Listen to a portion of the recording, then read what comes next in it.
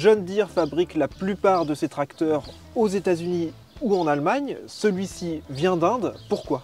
Ce tracteur est fabriqué comme les autres modèles à 5M à Pune, car c'est la région où ils sont en vend le plus. Et le moteur aussi vient d'Inde? John Deere dispose en France d'une usine à Saran, dans le Loiret, où il fabrique la plupart de ses moteurs.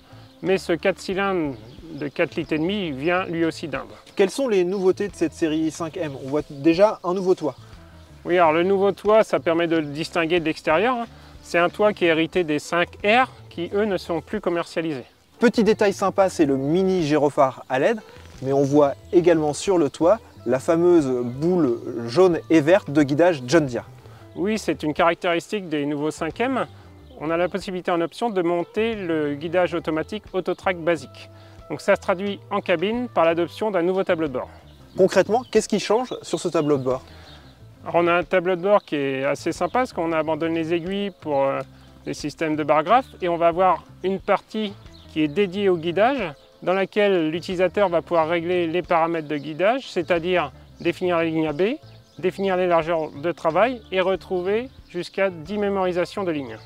Est-ce qu'il y a d'autres changements en cabine? En cabine, pas d'autres changements. On retrouve sur la console de droite les leviers des distributeurs à commande mécanique et le levier de chargeur frontal pour les tracteurs équipés qui reste à télé-flexible. Sur ce tracteur, John Deere a également renouvelé sa gamme de transmissions. Le 5130M que l'on a ici est éligible à deux transmissions. La Power Quad qui propose 16 vitesses avant et 16 vitesses arrière grâce à 4 gammes synchronisées et 4 vitesses sous charge.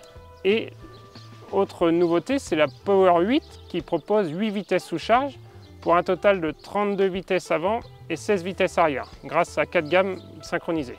Est-ce que tu peux nous donner quelques caractéristiques techniques? Qu'est-ce que ça donne par exemple au niveau du débit hydraulique? En termes de débit hydraulique, on a 73 litres minute, ce qui est bien pour les travaux au chargeur frontal par exemple. En termes de capacité de relevage, on est à 5 tonnes 6 à l'arrière. On a la possibilité de monter un relevage avant en option, donc qui a 2 tonnes 8 de capacité et sur lequel on pourra ajouter une prise de force frontale de 1000 tours minute. Merci David pour cette présentation. On retrouve maintenant Guillaume, l'éleveur qui a utilisé et testé ce tracteur. Guillaume, tu as utilisé ce tracteur pendant une petite semaine. Alors c'est un tracteur rustique et technologique.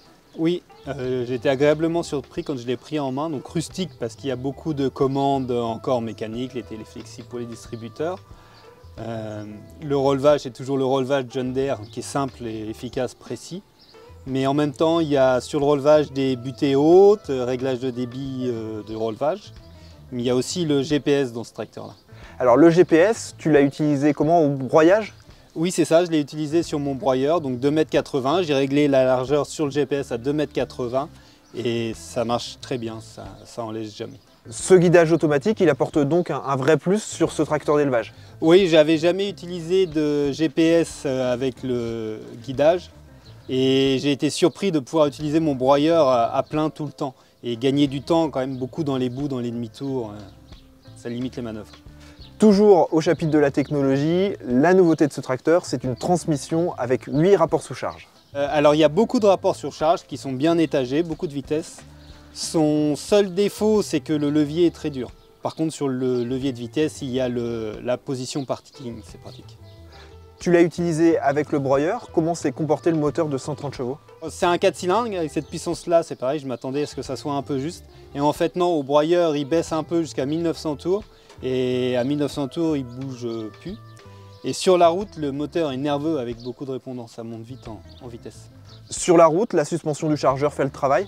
Elle nivelle bien les à-coups, d'autant qu'il n'y a pas de cabine suspendue ni de pont avant suspendu. Ce chargeur, tu l'as facilement pris en main? Le levier est un petit peu ferme parce que c'est un téléflexible, je suis habitué à l'électrique. Et la visibilité pour utiliser le chargeur, c'est bien? La visibilité est excellente, que ça soit devant, en hauteur, au sol et derrière, c'est très pratique. Avec des grands rétros et avec les deux parties qui permettent de voir partout. Donc un ressenti globalement très positif? Ouais, c'est un tracteur qui m'a surpris. Je m'attendais à un petit tracteur élevage et en fait, oui, c'est très polyvalent. Merci Guillaume de nous avoir donné ton avis sur ce tracteur. On retrouve maintenant David pour faire le bilan de cet essai. David, pour le bilan de cet essai, on va d'abord retenir la facilité de l'entretien. Oui, on a un pack de refroidissement qui est plutôt bien conçu. On a la possibilité de sortir le condenseur de climatisation pour le nettoyer et on a la possibilité de basculer l'intercouleur pour pouvoir passer la main et retirer les saletés. Autre point fort pour l'entretien, le filtre à air qui est à l'avant directement accessible et à hauteur d'homme, et on trouve également la batterie et je dirais c'est 10 sur 10 pour l'entretien. Ce tracteur, tu l'as pris en main assez naturellement. Oui, c'est un tracteur d'élevage qui est très simple, donc on a des commandes mécaniques pour les distributeurs hydrauliques. On a la transmission qui se contrôle avec un grand levier, certes assez dur à manipuler. Et sur ce levier, on va retrouver les boutons pour actionner les 8 rapports sous charge. Ces mêmes rapports sous charge, on les commande également depuis les boutons sur le joystick du chargeur. Et on a encore la possibilité de les commander depuis un interrupteur sur la console de droite. Guillaume, l'éleveur qui a essayé ce tracteur, a mis en avant le système de guidage. Alors le guidage, c'est bien, mais à quel prix? Ce guidage automatique dénommé Autotrac Basique est proposé à 3 490 €, ce qui est particulièrement intéressant car la différence de prix avec un système de barre de guidage n'est pas très élevée. Et là, on profite d'un véritable système avec commande directement sur l'orbitrole de direction. Petit bémol quand même, ce système de guidage ne permet pas de travailler en courbe. Oui, il fonctionne qu'en ligne AB. Bon, il est très facile à mettre en œuvre sur l'écran intégré au tableau de bord. Et c'est vrai que ceux qui font de l'épandage d'engrais dans des parcelles qui ne sont pas forcément très droites, ça pourrait être un handicap. Dernier point, concernant le confort, comment tu le juges? On est sur un tracteur sans pont avant suspendu, sans cabine suspendue. Donc on a ici l'option du siège à suspension pneumatique. Donc ça permet d'avoir un confort quand même relativement acceptable. Et on pourrait regretter de ne pas pouvoir accéder en option à une suspension de cabine, sachant que le fait d'ajouter une suspension, on reprend de la hauteur et c'est plus ce qu'on attend avec un tracteur d'élevage pour entrer dans certains bâtiments. Merci David, on a apprécié ton œil d'expert.